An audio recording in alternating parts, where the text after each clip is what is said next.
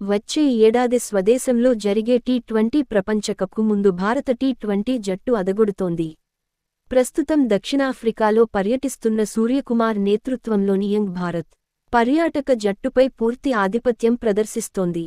ముఖ్యంగా బ్యాటర్లు ఆ జట్టు బౌలర్లపై దండయాత్ర చేస్తున్నారు. 6లు, 4లతో రికార్డులు బద్దలు కొడుతున్నారు.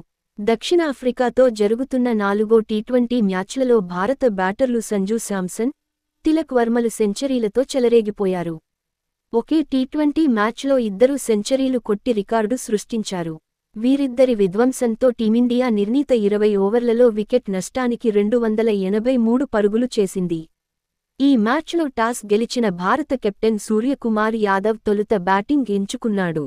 కెప్టెన్ నమ్మకాన్ని నిలబెడుతూ ఓపెనర్లు శుభారంభం ఇచ్చారు. పవర్ ప్లేలో చివరి బంతికి అభిషేక్ శర్మ 18 బంతుల్లో 36 రన్స్ అవుట్ కాగా, అప్పటికి స్కోరు 73గా ఉంది. ఇక గత 2 మ్యాచుల్లో డకౌట్ అయిన సంజూ శాంసన్ ఈ మ్యాచ్లో మాత్రం రెచ్చిపోయాడు. సంజూకి తిలక్ వర్మ కూడా తోడయ్యాడు. గత మ్యాచ్లో సెంచరీ చేసిన తిలక్ ఈ మ్యాచ్లోనూ అదే జోరు కొనసాగించాడు. వీరిద్దరూ ఎడాపెడా 4లు 6లు కొట్టడంతో స్కోరు బోర్డు పరుగులు పెట్టింది.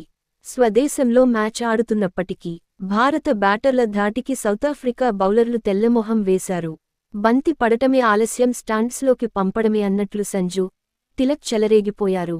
దీంతో స్కోరు బోర్డు రాకెట్ స్పీడ్లో దూసుకెళ్లింది.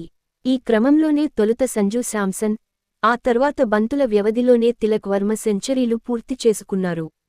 కాగా ఈ సిరీస్ తొలి మ్యాచ్లో సంజూ శాంసన్ సెంచరీ చేయగా 2, 3 మ్యాచ్లలో డకౌట్ అయ్యాడు. తాజాగా మరో సెంచరీ నమోదు చేశాడు. ఇక మూడో టీ20లో సెంచరీ చేసిన తిలక్ వర్మ వరుసగా రెండో టీ20 సెంచరీని కొట్టాడు. వీరిద్దరూ అభేద్యమైన రెండో వికెట్కు 86 బంతుల్లో 210 పరుగులు జోడించారు.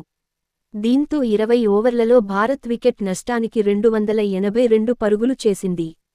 సంజూ శాంసన్ 56 బంతుల్లో 109 నాటౌట్, తిలక్ వర్మ 47 బంతుల్లో 120 రన్స్ స్కోరు చేశాడు.